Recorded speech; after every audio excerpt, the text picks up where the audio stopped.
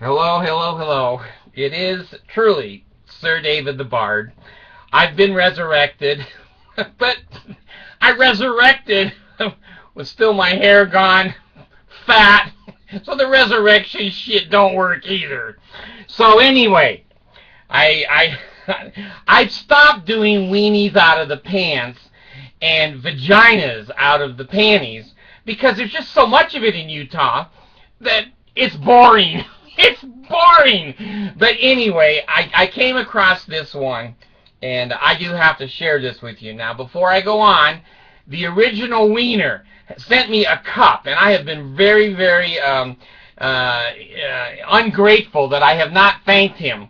I use that cup every day. It's sitting on my medication table, and it holds the methamphetamines. In a little pot. No, don't send the police. It's just a little cup, and it's very, very clever. He put the original wiener on it, and my pencils are in it, and my pens and stuff, so thank you for doing that.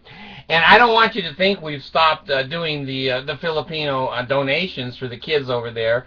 I received 2 or 3 more checks, and I will go down. Someone said go check your mailbox. It's probably a Danite, and I don't turn the key, boom, I blow right out the post office. No, so in Kangaroo City, they try to make sure those bombs are not there. But anyway, I did want to thank you for continuing to send money into the kids. I'm about to send another section of money over to the Philippines. I think we only got about 70 or 80 bucks right now, but if a couple of you want to put another 10, 20 bucks in it, let's do it, get her done. So anyway, the Philippine thing is still going on with the kids, and Original Wiener, thank you for your money, and the sweet gal that does the $16 a month, I did get your money. It's in the bank, and you sent me a picture of another money order. So hey, I appreciate you guys, and I love you to death. No, I don't. I tell you, I never lie. I don't love you to death. You make my life fulfilling. You make me happy. You make me joyful. And some of your comments, they just make my day. They just make my... Some of you say, well, you're funny. You make my day. I said, well, you're funny too. So maybe we should all stand in a room and look at each other and just laugh and laugh. This is the funny circle. So anyway, again, I don't do as many videos as I used to. I don't know why. You know... I don't chase as many girls as I used to. I don't know why. It's just the way life is. Now, this one, I'm telling you, the Mormon church, every time you think you've seen everything, just go to a Mormon church. Okay, I can't even stay straight-faced on this one. This is the Salt Lake Tribune, April 11th, 2013 at 9:31 a.m. They deliver this down to me here in Kangaroo City. A Learjet comes down. Monson usually is riding on it, and he just throws the paper out the window to me. Oh, it says, an Orm area Mormon church counselor accused of child sex abuse. Now, here's his face. He's a pretty good-looking guy. I mean, he looks 25 or 6, and nice-looking young man. He's in jail. His name is Cesar, C-Z-S-A-R, Duran, D-U-R-A-N, accused of abusing a teenage girl at their church.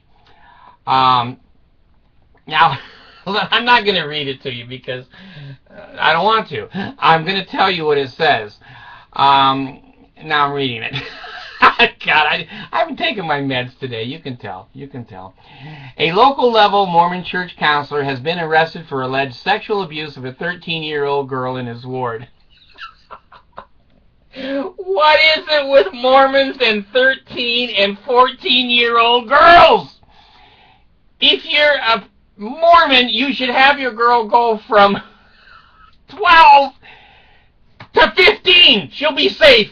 But if she's 13 or 14, the weenie out of the pants is going to chase her around the ward house. Now, here we go. I mean, this is crazy stuff. But to me, it's sad because of the child. But it's funny because of the Mormon Church and the way they try to portray all this to the world. It's not true. Cesar Duran, 31, was booked into Utah County Jail on Tuesday on suspicion of 2 counts of sexually abusing a child with whom he had a relationship of special trust, a first-degree felony. A document filed with his arrest says that Duran was a member of the bishopric at the church.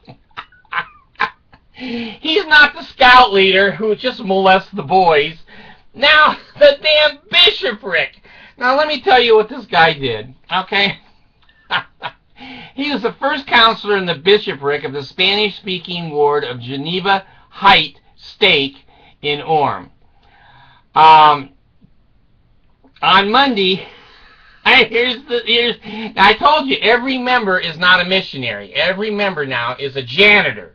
They can build a $5 billion mall, and they can fly Lear jets, but damn, they want you to clean your own shit out of your own toilet at the ward house.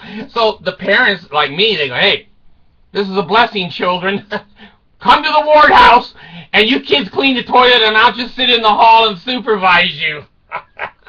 So this family took this poor 13-year-old girl over to the church. They're cleaning the chapel. They're cleaning the classrooms. And here's what happened. The girl and her family were helping clean the church when Duran asked the girl to help him clean a blackboard in a classroom.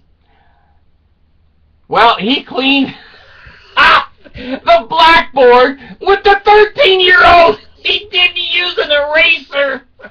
He puts her on the board, I guess, and just starts banging the crap out of her.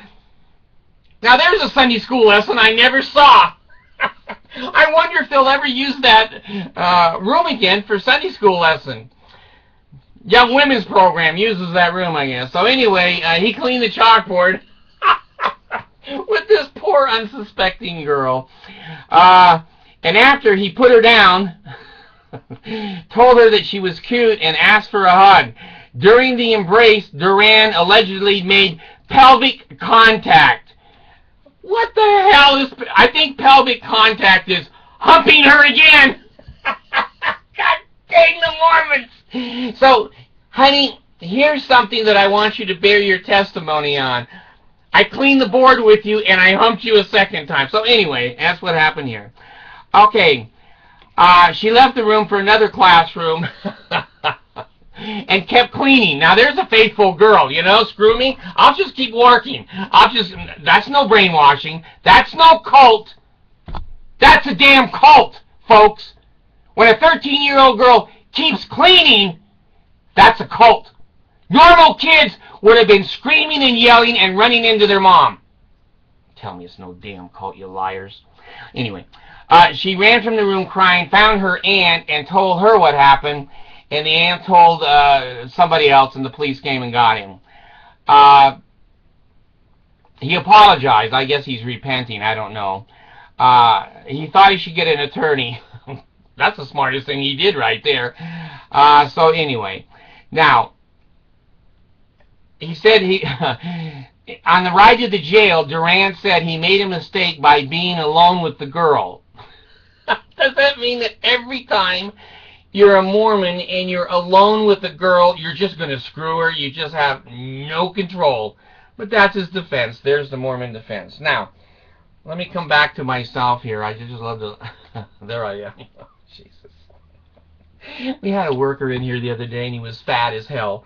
And I was watching him working, and when he went home, I said to my wife, I said, hey, honey, you know, am I skinnier? Is he fatter than me? She said, oh, hell, you're a lot fatter. I go, shit.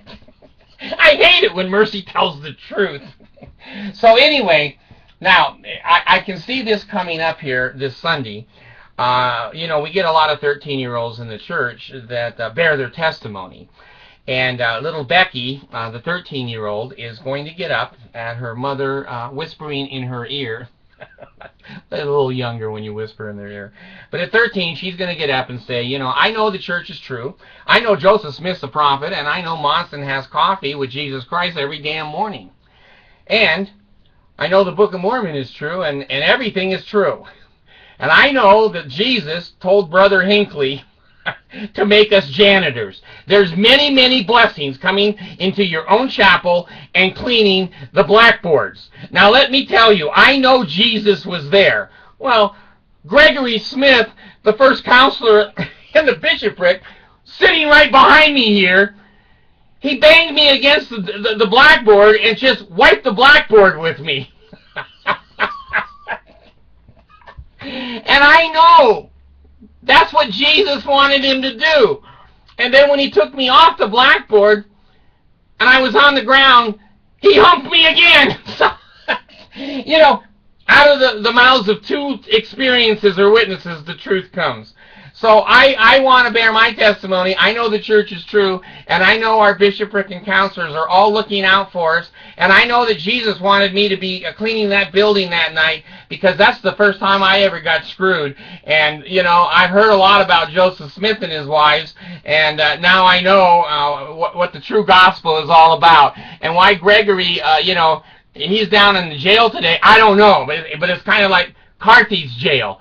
Jesus told him to screw me. Jesus told him. I know, it's my testimony. And I advise any of you young girls that really want to serve the Lord, get down here and clean that building on Saturday night. Make sure you're with a bishopric member or a stake president member. They know what they're doing. They know how to clean a blackboard, if you know what I mean.